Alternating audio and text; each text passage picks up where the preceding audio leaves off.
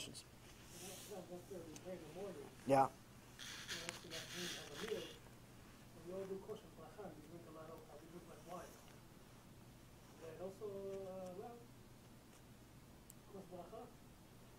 To drink wine in the afternoon because you ate Birkat Hamazon? Right. Okay.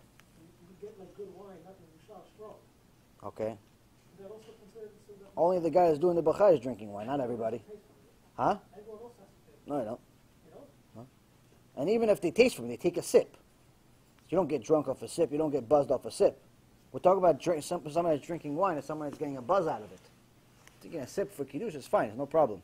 And most of the time they use They use grape juice anyway. But even if they use wine, fine. You take a sip out of it for the hiddur mitzvah, no problem. That's not what we're talking about. We're talking about drinking wine where you're actually drinking and you're getting tipsy. That is a problem. Next. Okay, so online they have a bunch of questions. You guys, I'm sure, have some questions. So before I go online, okay. Any questions? Doesn't matter what the questions are. Doesn't have to do with this. I deal with a lot of my bunch of businesses that I have with Jews that are observant. Okay. So what I do is I give them mini lectures. Good. I don't give you a disease and I tell them stop brainwashing them. I'm like, no, it's not brainwashing. Just listen to it, I'm like, I'm not fascinated. I still need to learn a lot. Sure. But we all do. Come in, exactly. So at least do a little bit. Right. They completely refuse, and I see a lot of them, which really gets me upset, marrying a non-Jew. Okay. So how do you go about it in a way, because, Well, first it depends on what kind of, you can't just expect people to listen to you because you speak. Like, just because somebody speaks doesn't mean anyone wants to listen. So first and foremost, you have to look at it in a way where your relationship with them is different than my relationship with you is, or my relationship with everybody else here. And the reason why is because your relationship with them is they view you as, let's say, the merchant, they're the customer. Or you're the customer, they're the merchant. So they're expecting a certain level of professionalism there. When you start throwing religion at them, they're completely thrown off by it because this is not what I'm buying. So, we're not really just customer and as a sales. This is already. You already became friends. Okay, Yeah, so first, if it's not just okay, so initially I thought it was just like any customer. Okay, so if you already became friends with them, then you have to look at it in a way as how they view you.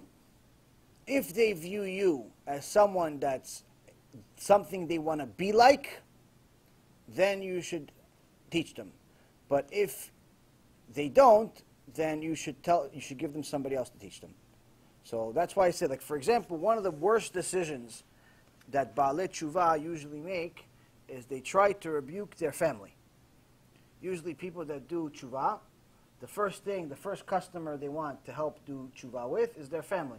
Their father, their mother, their brother, their sister. This is the worst decision of all.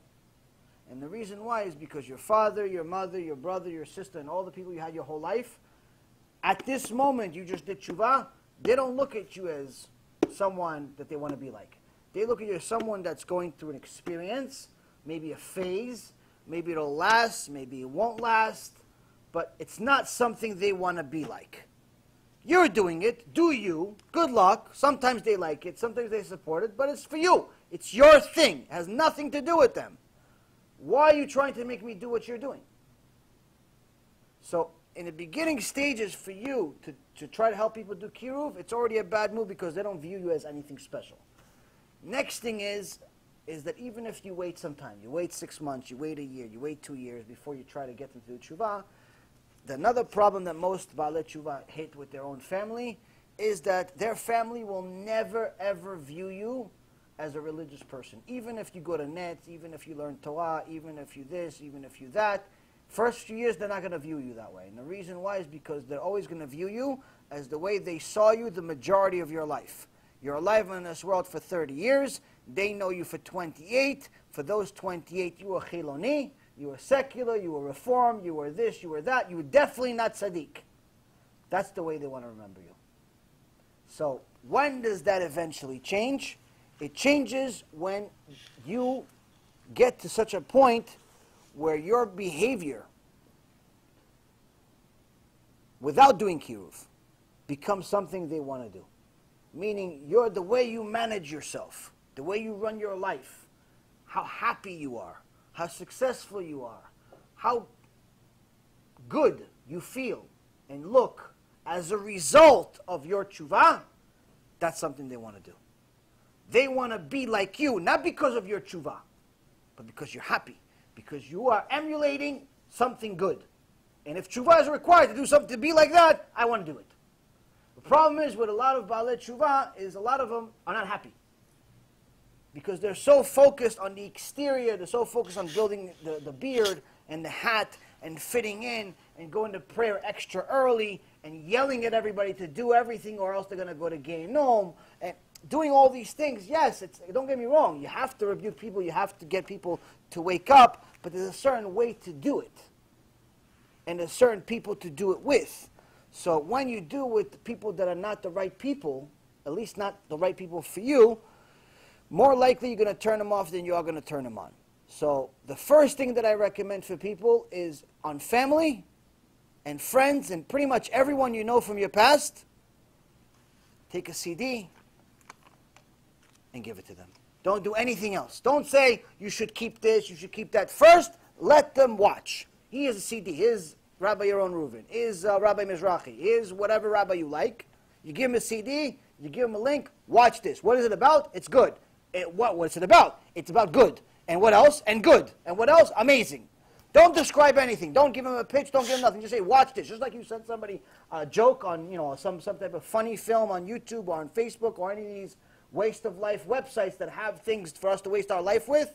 You send him a video. You don't tell him, listen, this is a scene of a cop saving ducks in the middle of the highway. You don't write a paragraph. You just send him the link, and if he clicks on it, good. Same thing. Send him the link, let him click on it. If yes, siyata d'shmaya, he'll watch the whole thing. If not, Bezrat Hashem, the next one. But give him a CD, give him a link, and hope for the best. That's it. Pray for them. That's the first thing you should do. If they watched it, they're going to come to you. They're going to come to you already by themselves. Why? Because then their predisposition is going to be, the way they're going to think about it, is that it was their idea. It was their idea to watch. They're going to forget that you sent them the CD, or you gave them the CD. They're going to forget about that. They're going to think that watching this shiur that just changed their life was their idea. Now they want to learn more about it. I need to go ask somebody that's religious. Who's religious? Oh, Steve. Steve just did tshuva. Let me call Steve. You forgot that Steve is the one that gave him the CD. Let me call Steve and see what he thinks about this. Did you ever see this rabbi? Yeah. Act stupid. Don't say, I'm the one that sent you the CD. You should say, thank you to me. I saved your life. The rabbi said, I created you. Don't say any of that. Don't say any of that. Act like, oh, yeah, wow, amazing. I'll watch it with you. Watch it again. Give him strength. That's how you do kiruv. So, with family, friends, you do it indirectly. You have somebody else speak to them. Now, with complete strangers that don't remember you from your past, then that's somebody you can speak to based on how your relationship is, because they're going to judge you based on you today. They don't know you from the past. They don't know you how you were in the past, so therefore they're going to, if you look like someone they want to be like, they're going to ask you questions about it. But if you're one of these people that wears a hat and has a beard, or you're a woman that looks modest, but you're always angry and you're always upset, and you're very cheap and very stingy, and you're like pretty much a walking chilul Hashem, please don't do kiruv. Please, I'm asking you, please don't do anything. Don't even give the CD out, because you're ruining it. No one wants to be like you. No one wants to, you're ruining it. You're ruining it for the rest. We're working day and night to get people to do tshuva. What do they tell me? Yeah, but look at this guy. Look what he did. I saw him in the casino. I saw him in this. He's always angry. He's always upset. Who are they? Every single time something happens, if there's a religious person, out of 1,000 people, there's one religious guy. Look, but there's a religious guy there. Look, he did it. Okay, but there's 999 seculars. No, but there's a religious guy. So if you're that religious guy, don't do kiruv. Stay away. Fix yourself first. You do tshuva. Then fix other people. That's the thing. People are, I understand people mean well. And it's important to do kiruv, but it's also important to do tshuva. First, you have to save your own neshama. So, as far as speaking to people, definitely speak to them. But the main thing I would suggest for you to tell people ultimately, as far as the main thing in regards to get people to keep something, is not talk to them about everything that they're doing wrong, like we talk about in these lectures. Rather, focus on getting them to learn. Getting them to learn Torah. So, whether it's family, friends, strangers, whoever, get them to commit to watching something or reading something. Once they watch something or read something, and then it's autopilot. A lot of these people, and I mean like 99.9%, grew up with a lot of Sephardic Jews. They went to yeshiva. Okay. And I didn't go to yeshiva. Okay. I went to public school, and I kept more than them. And they went to yeshiva. I'm talking about hardcore religious yeshiva. Sure. At 17, after the military, whether it's in Israel or somewhere here, there are laws they don't want to come back to it. Right. And I didn't even go to none of it. I mean, Well, you're going against the hardest possible people to help them do tshuva. There's levels. There are levels of people that to help as far as who's more difficult. They know more than me. There's certain people. There's levels. From experience, a few years of doing this, I can tell you there's levels of like who's your best customer. Like for example, when I was in the business world, one of the main things that was known about me is that I don't accept every customer. I only accept certain type. He has to fit my description. He has to have a certain net worth. He has to have a certain amount of money invested already, and he also has to have a certain mentality. He has to have a certain mentality. Even the mentality was important for me, whether I'm going to invest time in him. Everyone can open an account, but as far as whether I'm going to invest time in you as a customer, depended on your mentality, not just your money. Mentality needed to be similar to mine. You needed to want to achieve big things. You need to be a certain level of risk taker, but an intelligent one. Not just a gambler, but also not a someone that was scared of their own shadow. That was in the business world. Some people are ultra-conservative, where they're scared to make a move. So it takes 500 conversations to get them to take the first step.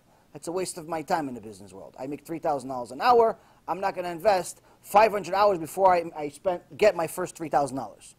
On the other hand, certain people that are gamblers, if they're gamblers, I know that I can't satisfy them. Why? Because they're just doing it for the rush. They're not doing it for business. So they're going to call me 500,000 times a day, asking me what happened. Did they go up? Did it go down? Why did it go down? Why is it going up? Why is it up?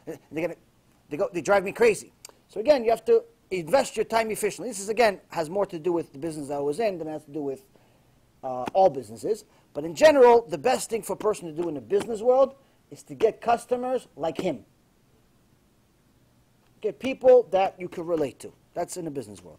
The same thing goes as far as in the tshuva world. Try to get people like you. So if you are a former yeshiva student that went off the derech and came back on the derech, you understand that mentality. You can help that person.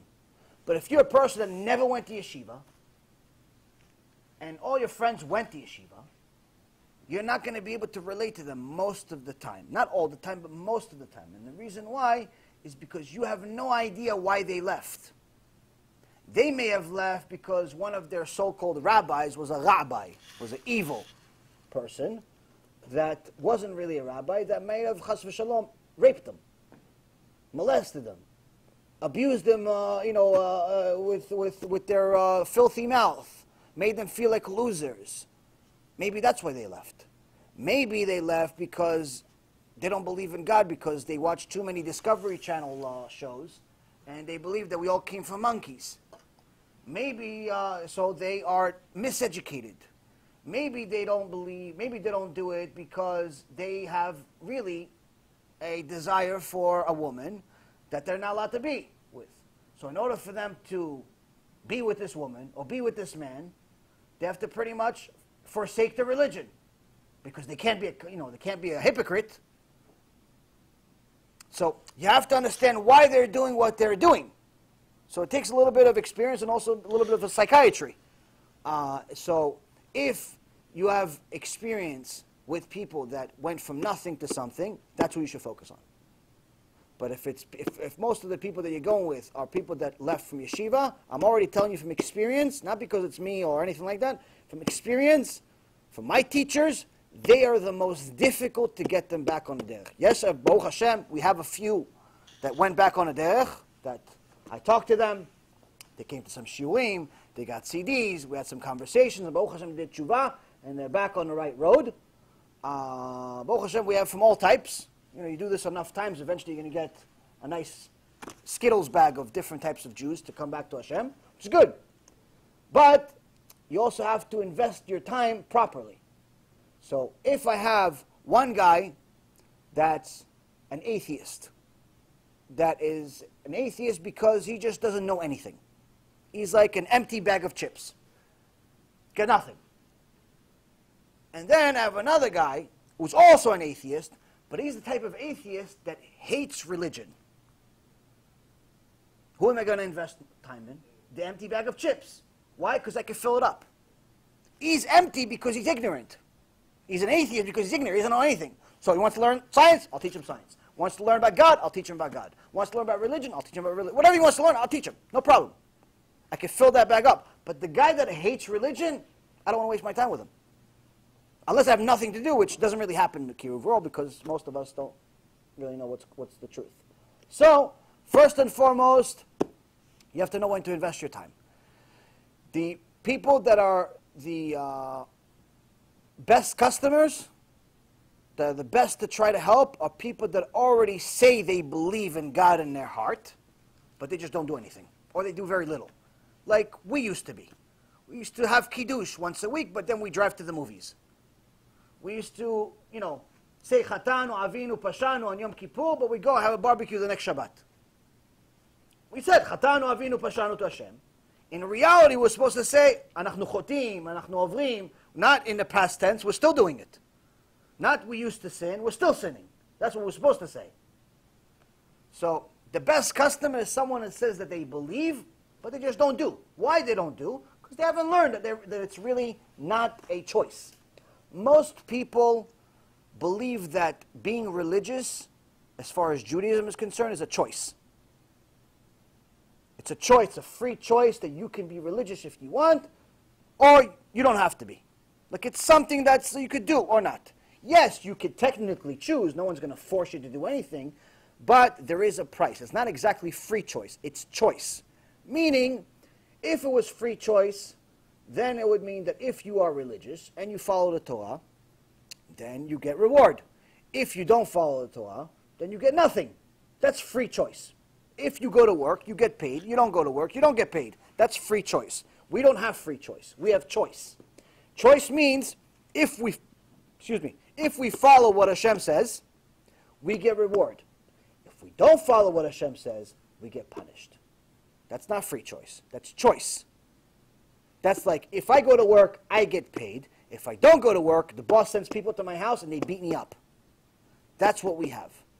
So, most people believe we have free choice. Most people believe that being connected to the Torah and doing what the Torah says is an elective. You can do it if you want to, if you connect to it, and if it's your kind of thing.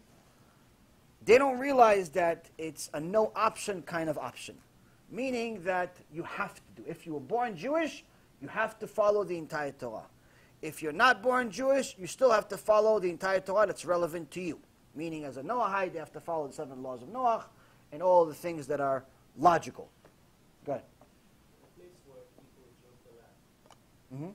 Almost every part of the service, whether it's on Shabbat or regular in the week, everybody's joking. And then if somebody's supposed to be reading Bar Torah, there's more joke than actual Torah words. Change shul. Moshav Letzim. Just calls itself a synagogue, but it's not a synagogue. It's a Moshav Letzim. You have to, listen, the thing is, though, is that you have to understand. There's a lot on the line. There's a lot online. For already almost a year and a half, people are asking me to do a shiur about Gehenom, and I refuse to do it because I don't believe that anyone can handle the shiur unless they are really, really serious about Torah. No, I mean, it's not just mentally strong. You have to really, really be close to Hashem in such a level that it's you understand the benefit out of the disaster. To give you an idea, when Moshe Rabbeinu went to Mount Sinai, Hashem showed him Gan Eden and Gehenom. And when Moshe Rabbeinu saw Gehenom, the Gemara says he started shaking. He started shaking furiously, uncontrollably. And he asked Hashem, what is this disaster? What is this chorban? What is this? You created it. What is this? And Hashem says, this is where I punish the Reshaim. This is where I punish the wicked. So Moshe started shaking even more, thinking he's going to have to go there. Thinking that maybe he made one sin, maybe he's considered a Rasha. As Hashem says to the prophet Isaiah, En shalom la Rasha. There's no peace to the Rasha. So he thought maybe he's a Rasha. Hashem says, don't worry, you're not going to see even the gate of this. I'm just showing you what's available for the Rashaim. If they want to come, this is what they have. I have a place for them too. So what he saw, we can't even imagine. But there's a few books that talk about it. The Shit Chochmah and a few others. Rabbi Yaron Reuven. No, much more detailed than... Well, he didn't say all of it, but yeah. he said some of it. He also went... So a point I'm trying to make is it's very, very, very, very hard. Very hard. Now, meaning that there's a lot on the line. In Or Israel, Rabbi Yisrael Misalant says that if anyone understood just the lowest level of Gehenom, the best part, like the one that's like the most lenient, they understand what horror that is. Just not going there is already a reward. That just not going there for even 1 second, is already worth being the biggest tzaddik in the world. Just not to step a foot in there. That's already enough for you to be a tzaddik, even if there's no Gan Eden. Even if there's no reward. Nothing. He says it's worth it to suffer an entire life, like Job, 70 years, than going there for 1 second. The best part, not the worst part. The 7th level doesn't end, all that stuff. And I'm not even tell you what happens there yet. So just to give you an idea of how bad it is, meaning that the more you learn Torah, when you learn Torah, and not just things that are nice to hear, you realize there's a lot on the line. There's a lot on the line. Your neshama is on the line for eternity. This is not a job that if you get hired, good. If you don't get hired, you apply somewhere else. This is not a marriage where if it works out, great, we have a few kids, but it's not Hashem, they all become tzaddikim. If not, we get divorced, find another one. Today, divorce rates are like it's normal to get divorced 3-4 times. Normal. It's like no one said, so somebody says divorce now, it's like, oh yeah, 2, you too, me too. How many times? 2, 3, oh okay, 4, 7, oh wow, smachmir. People get divorced. Why are you even getting married? You get divorced 5 times already. Already you're not good at it. Let it go. You're not good at it. Stop getting married. 5 times you got divorced, you're still trying again for what? You see some of these celebrities married 4 times, 6 times, 7. Why? Why do you keep trying? Stay at home. Stay in bed by yourself. Fix yourself. Maybe one day you'll help somebody else. Something's wrong, obviously. Can't be everyone else is a Rasha and you're the only tzaddik. You got divorced 5 times. There's something wrong with you. But the thing is, though, is that people don't realize that there's a lot on the line. There's a lot on the line. If you get it right, your eternity is amazing. If you get it wrong, I don't want to describe how much of a disappointment a person will have just finding out. Forget about what they experience after they find out. Just finding out that their entire life was one big joke. Their entire life they're going to see what they were supposed to be. According to the way you were programmed, you were supposed to be Moshe Rabbeinu. You were supposed to be, one of the biggest tzadikot in history. You were supposed to be Sarah Imenu. You were supposed to be Rav Ovadia. You were supposed to be the Rishon LeZion in some major place. You were supposed to be something special. You showed up over there with a bag of chips worth of mitzvot. You showed up over there with the mini skirt that you wore your whole life. Yeah, but the rabbi didn't say anything. Or like I see many people in the religious world, unfortunately. I live in a religious community, or at least it's supposed to be a religious community. And every time I walk around with my family, I usually try to look on the floor. And the reason why is because it's very frustrating to see, not only because I want to not see anything that's immodest, but it's very frustrating to me to see many women walk around 6 inches from Gan Eden or Gehenom. They're within 6 inches difference. 6 inches longer, they're going to Gan Eden. 6 inches. Many women walk around for whatever reason. The Satan has convinced the world that to wear skirts exactly 6 inches too short. 6 inches too short. So they wear the skirt exactly 6 inches too short. Where if it was 6 inches longer, it's not much more fabric. You already bought the dress. It's the same cost for the factory.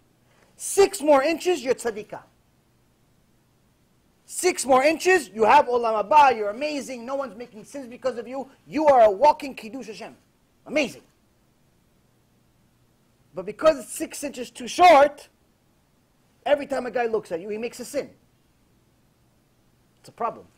And I'm talking about religious world. In non-religious world, you can't talk because, unfortunately, they don't know yet. I'm talking about the religious world. You go to synagogues, you see most of the women are not modest. You see that their sleeves are 6 inches too short. The skirt, 6 inches too short. The wigs, even if you use the heter of the leniency to allow the wig, let's say you do, which, again, like I told you, if it's a real wig, there's no heter whatsoever. But let's say you found one. Let's say there's a bat call from Shamayim says wigs are allowed. Fine. 6 inches too long. 6 inches too long of a wig. Because the heter, the leniency of the wigs, was over here. Most wigs you see advertised in the Jewish newspapers, what is it? It's like one of the supermodels. It's long, like it's longer than your natural hair would have been if you grew it from the time you were born. Long hair, you look like a supermodel. But women today think that tzadikot. They come and look. I'm covering my hair. With what? You look, you just came out of one of these runway models. What are you talking about? This is you actually believe this is modest? So that's the thing. The Yetzer Hara is convincing us. He's convincing us that we're all tzaddikim. He's convincing us that we're all doing just enough. But we're 6 inches. In the religious world, we're 6 inches from being at break-even. We're 6 inches from break-even. 6 inches, we have a chance. I'm not saying for sure, but 6 inches, we have a chance. In a non-religious world, we have to start from scratch. So when people are telling you that they are religious, your follow-up question should be, what do you consider religious? Because to most people, religious means exterior. How they wear, where they go to school. You know, the things you see outside.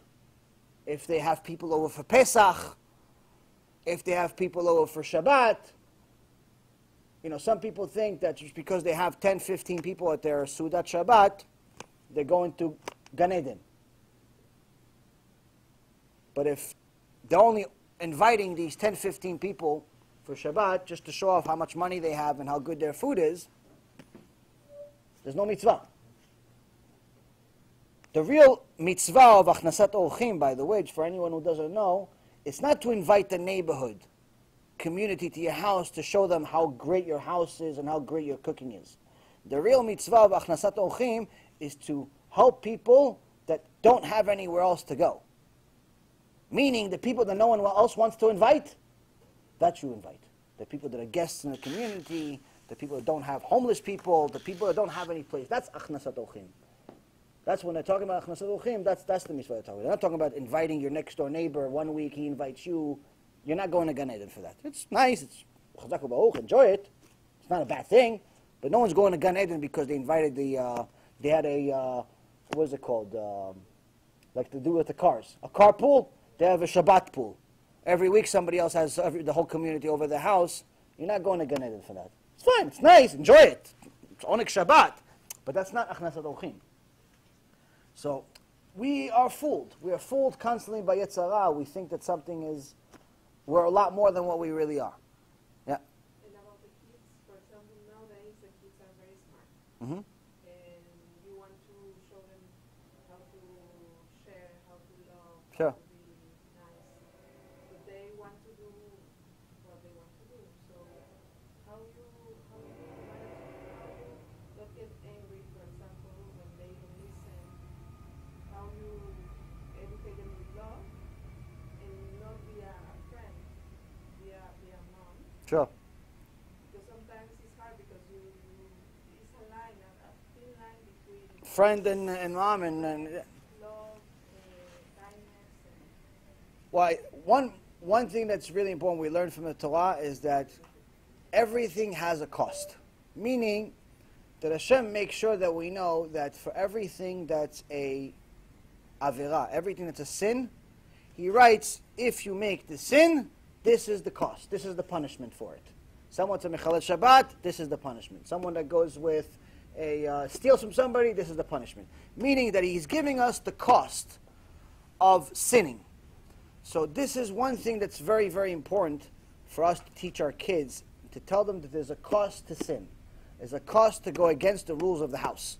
If I said go to sleep at 9 o'clock, and I find out that you didn't go to sleep until 10:30, there's a cost to that.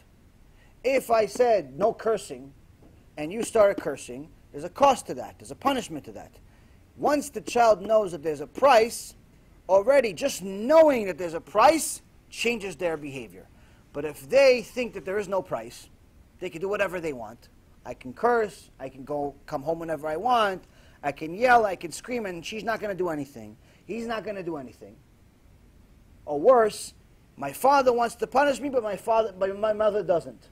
Or my mom wants to punish me, but my father doesn't. Where the parents have a miscommunication. One says no, the other one says yes. That's the worst thing. Because then the kids are ultra smart and they go to the one that's going to say yes every time.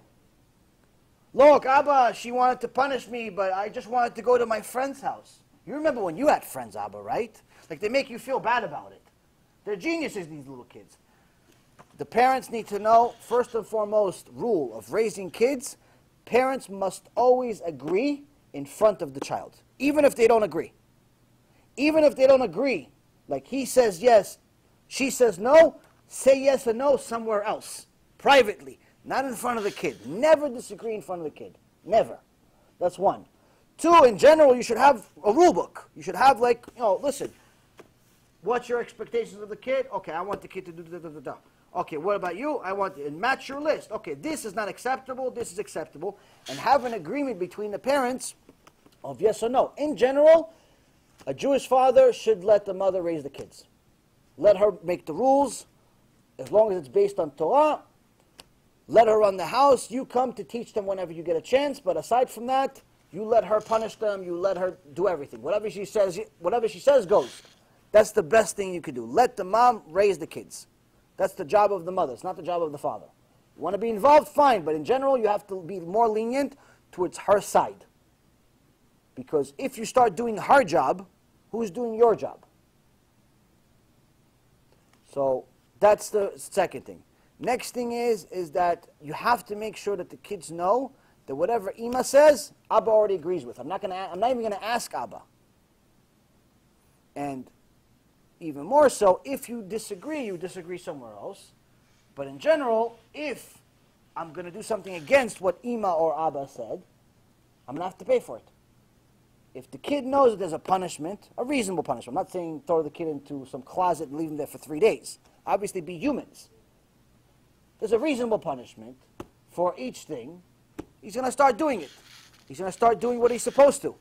And usually the best things to do as far as punishment is not to have them, like a lot of people like to take stuff away. A lot of people, like for example, if they have games, they like to take away their games. Like to take away their, Game Boy or whatever these games are that they have. They like to take that away. Even though that's definitely a necessary thing to do in some extent, it's not necessarily always the best.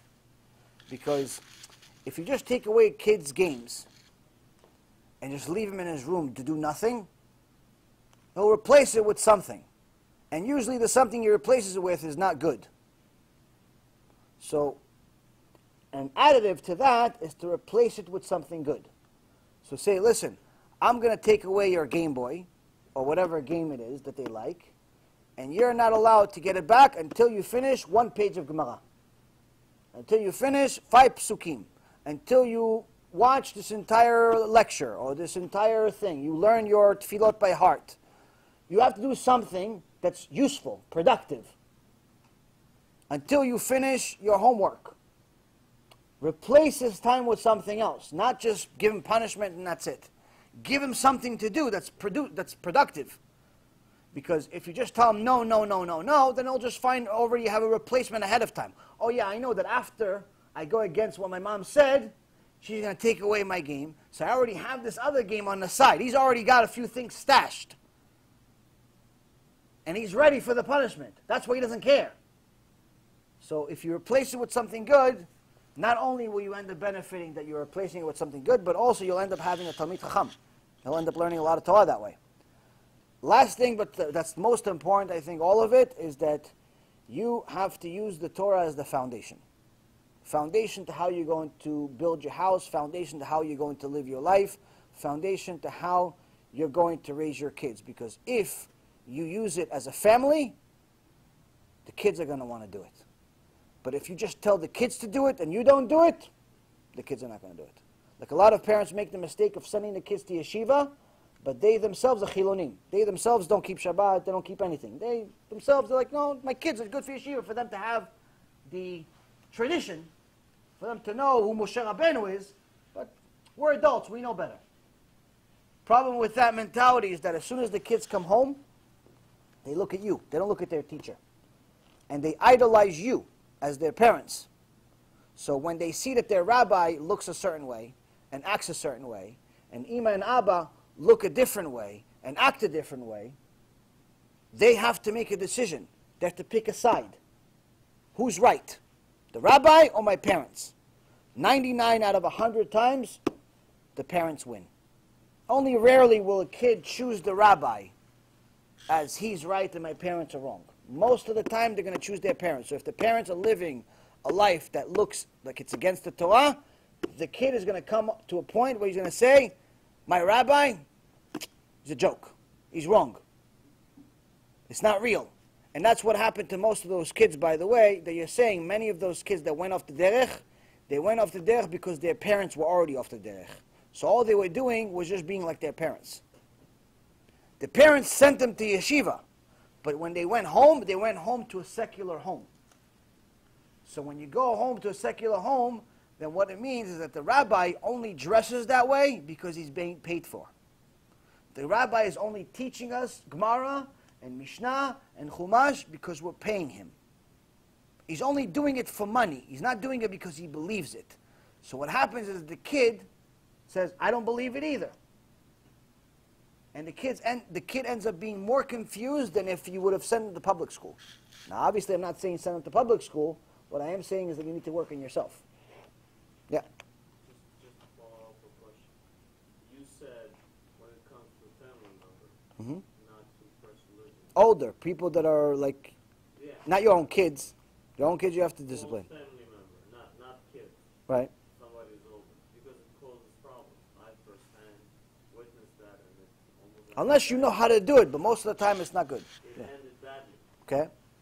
So I backed away. I actually spoke with Mizrahi when I was living in New York. He said you gotta, Rav Mizrahi?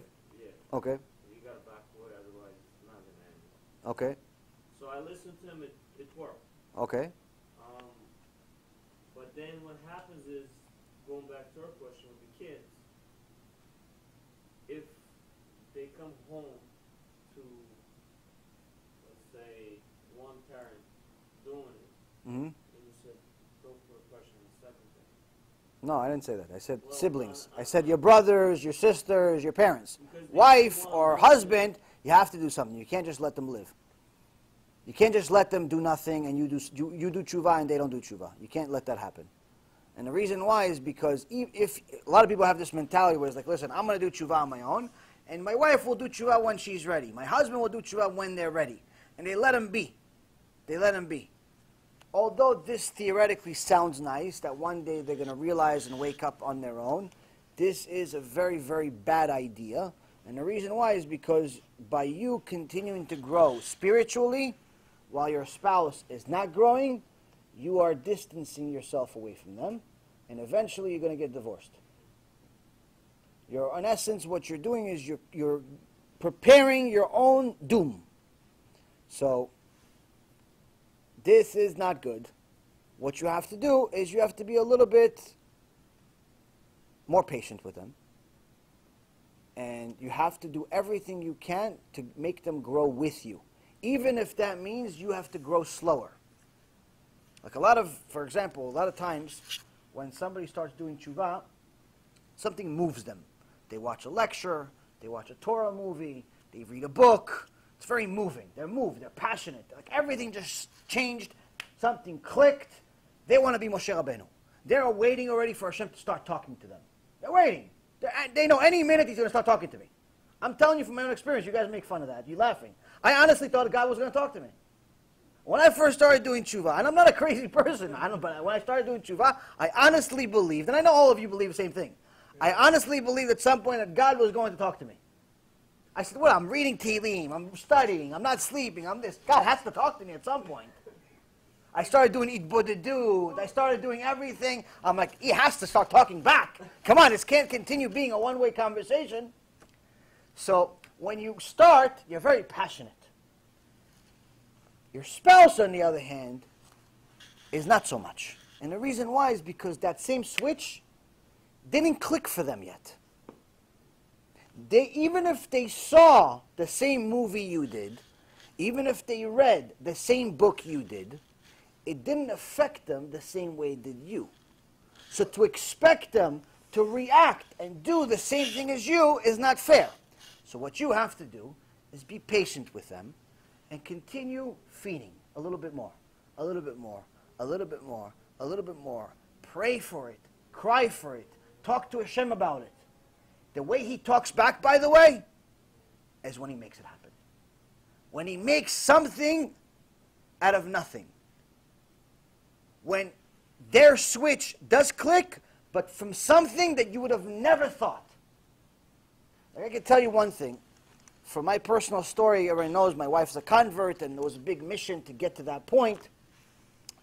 The biggest obstacle that people have in regards to Christianity versus Judaism, and really in regards to everything versus Judaism, is the oral Torah, which is the basic foundation of the entire Torah. If you believe in the oral Torah in its completeness, you're in good shape. You're in very, very good shape. If you don't, you're nowhere near Hashem. Simple as it gets. People believe in the written Torah, even though the written Torah would not be legible without the oral Torah. So anyway, this was a constant debate. How do we know the oral Torah is real? How do we know if it's from God? Because there's names of rabbis there. There's arguments, there's debates. Like, how do we know the authenticity of all this, and so on and so forth. So at some point, I gave up on it. I gave up on the argument of proving the oral Torah, and I just tried to prove other parts. I tried to prove other things. I tried to prove that Christianity was fake, which is very, very simple. I tried to prove a lot of other things in the Torah. And the interesting part is I worked endlessly, doing research and learning and crying and praying and everything you could possibly imagine, begging Hashem to just make something happen here. And as Hashem would have it, the last thing that I could possibly ever think that would actually ever be the switch that flipped for my wife was that she went on her own. She decided on her own, because usually what it would be was I would pretty much not sleep. And first thing in the morning, 6 o'clock in the morning, I'd have like a bunch of like videos or papers or verses or something ready for my wife. Good morning. Like imagine some guy is like cracked out practically, but spiritually, not drugs. And it's like, wait, good morning with like verses and proof. Look at this. Look at that. She's like, what do you want from me? I just woke up. Leave me alone. I was obsessed. And nothing worked out. Nothing worked. And I went and I started leaving it alone. I got to a point where we just prayed. But anyway, the thing that Hashem did eventually when he felt bad for me, he realized, okay, it's enough. And obviously she prayed for it also, is one day she just decided she's going to do research on her own. Nothing to do with me. Instead of waiting for me to find sources and proofs and so on, she said, you know what, I'm going to start looking for things. And she didn't even tell me. She started looking for things and looking at the books and started, she knew there was already something wrong, but she couldn't put her finger on it. And one day she found this thing that was written about the oral Torah, proofs of the oral Torah, and that was like the first big break. So when and I never even saw this thing. It was some paper that someone wrote it. I think it was asknoah.com wrote something about proofs of the oral Torah. And he wrote this really, really brilliant proof of the oral Torah, how it's transmitted, and so on and so forth. And even though I knew the material, the way he put it together really hit home for her. And that was like the first big break until the movie Torah and Science came that we saw, and the debate and so on. Like that was the first thing. So the place that I thought had no hope, the debate that I thought had no hope, that was exactly the cure. But Hashem had to do it, not me. So the same thing goes with a lot of different things. Is when sometimes you have your spouse that's behind you, as far as her growth or his growth in spirituality, you have to, number one, be very patient with them. Don't make some of the same mistakes I made. Don't wake them up at 6 o'clock in the morning with proofs. The second thing is be patient as far as know that their switch wasn't turned on yet. They don't see what you see. Even though they saw the same movie, even though they read the same book, it didn't affect their neshama like it did yours, because that specific thing is not their tikkun. Something else is. Something else is their tikkun. So you have to just keep jabbing at it and putting more coins and a little bit more and a little bit more and a little bit more.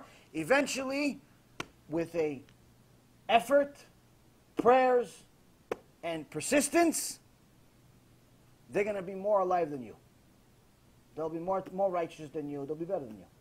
Much better. I can tell you from my own experience. My wife, greatest human being on earth. She's tzadikah. Now I'm not telling you because she's my wife. She really is. So it's Baruch Hashem. It's amazing. To me, it's amazing because I would have never thought. So it's again, you have to be very, very, very patient with your spouse. But that doesn't mean you let them go on autopilot. And they'll just do it. Well, like many couples say, listen, I'm going to go to Beit Knesset, I'm going to pray, I'm going to learn. When she's ready to keep Shabbat, she's going to keep Shabbat. No, my friend. You let her do that, your clock has already started for divorce. It's only a matter of time before you come home one day and the house is empty. So you have to do something. So one of the things that you can do, aside from patience, is start learning with them. Learn Torah with them. Don't learn by yourself only. Learn by yourself, but learn with them. Watch a shiur Torah with them. Put on, instead of watching TV or sports or any of that stuff, put a shiur Torah.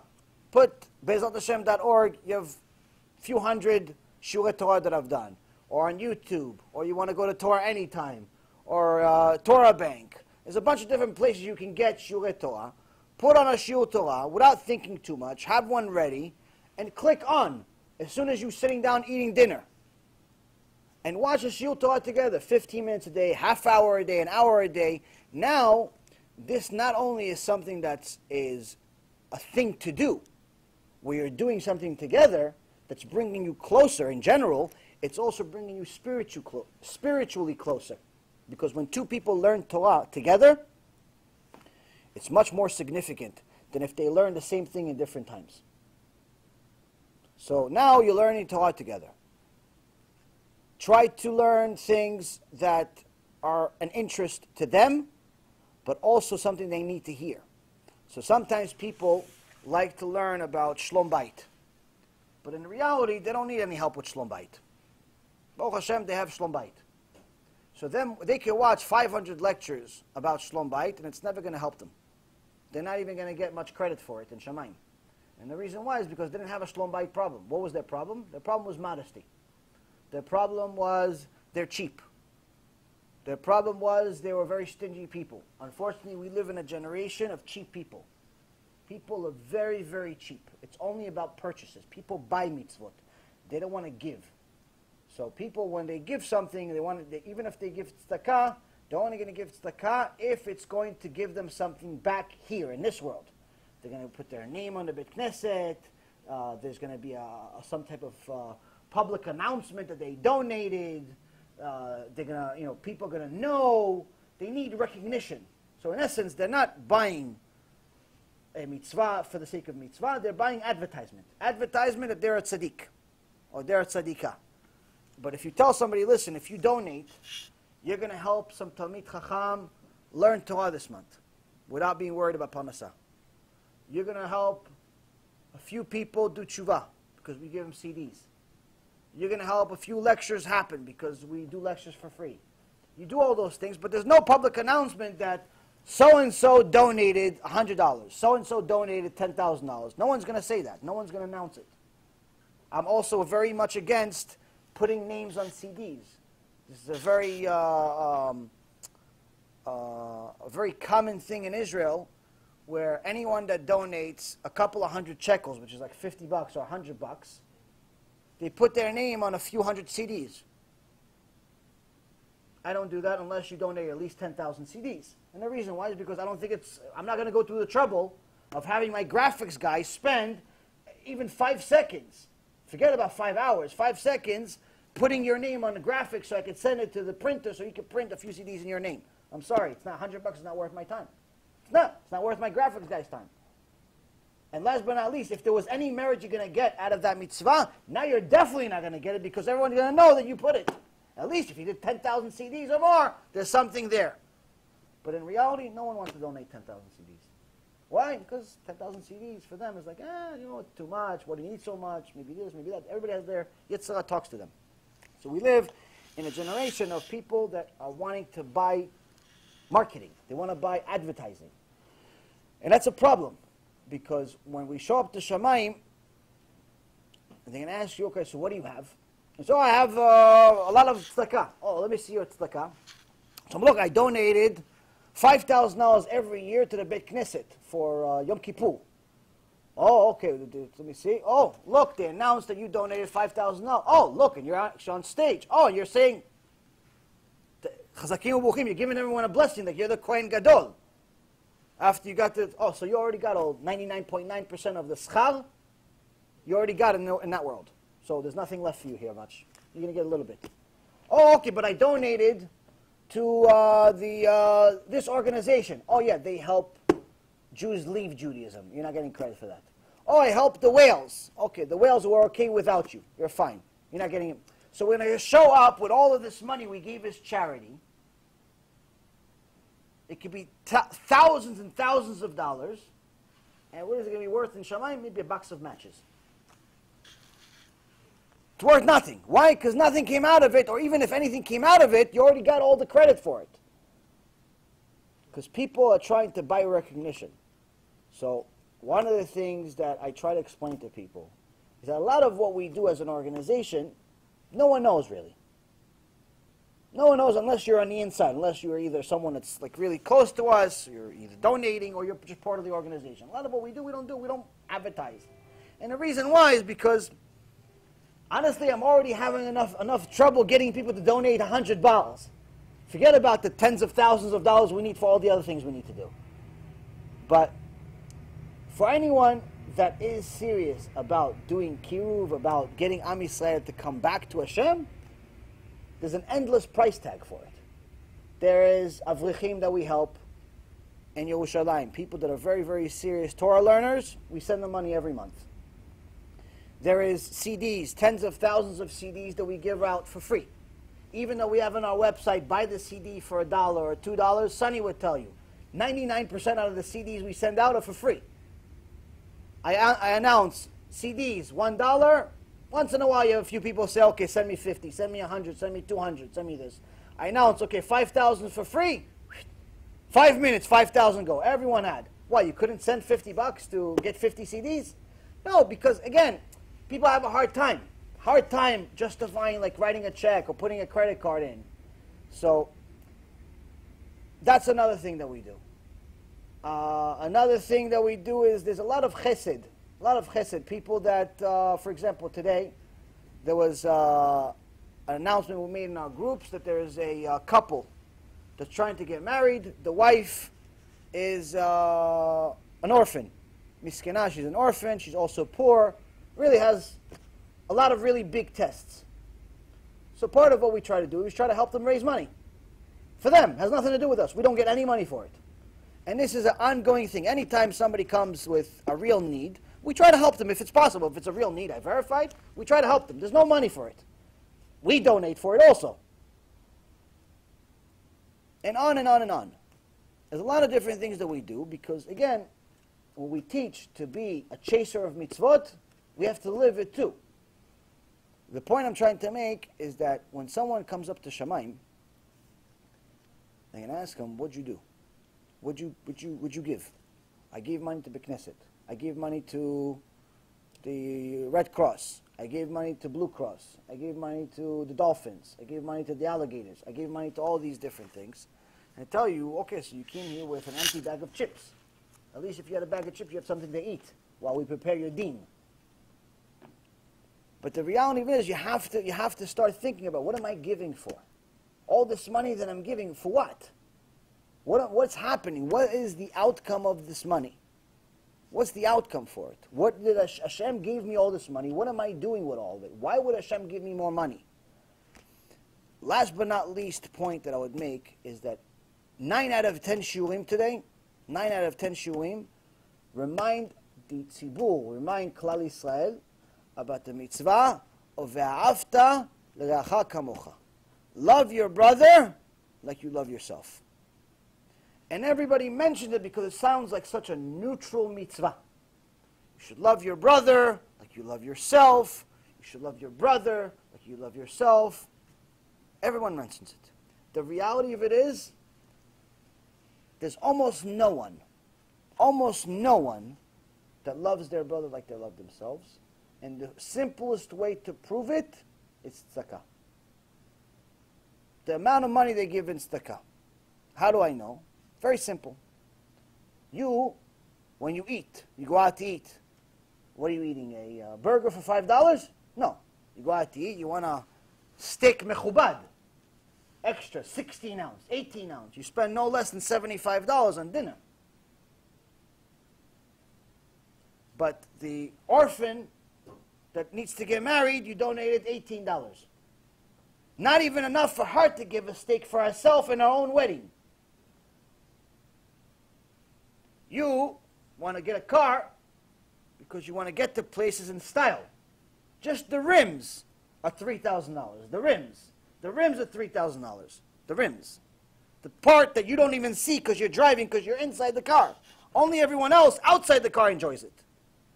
But you're going to spend $3,000, $4,000, $5,000, $6,000, $7,000, $8,000, $9,000 on the rims.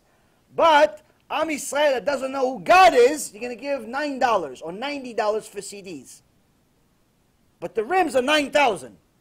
But CDs, you're going to give $90. When you want to live in a house, you want to make sure you have nice furniture. So you don't go to IKEA.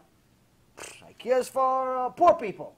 You're going to the Chashuv place in Bell Arbor, in Fifth Avenue, in all these places full of nice furniture. Each couch, minimum $3,000, $4,000, if not more. But the Avrech in Yerushalayim that makes $500 a month and has no money to feed his kids. What'd you send him? You send him $50. Yeah. Chazaku Baruch, Chazaku Baruch. Chazaku Baruch, where Chazaku Baruch? Where's the Chazaku Baruch? Where? You gave him $50. You spend $5,000 on one couch. You spend $10,000 on rims. You spend $5,000 on a navigation system you're not even using because you have a phone.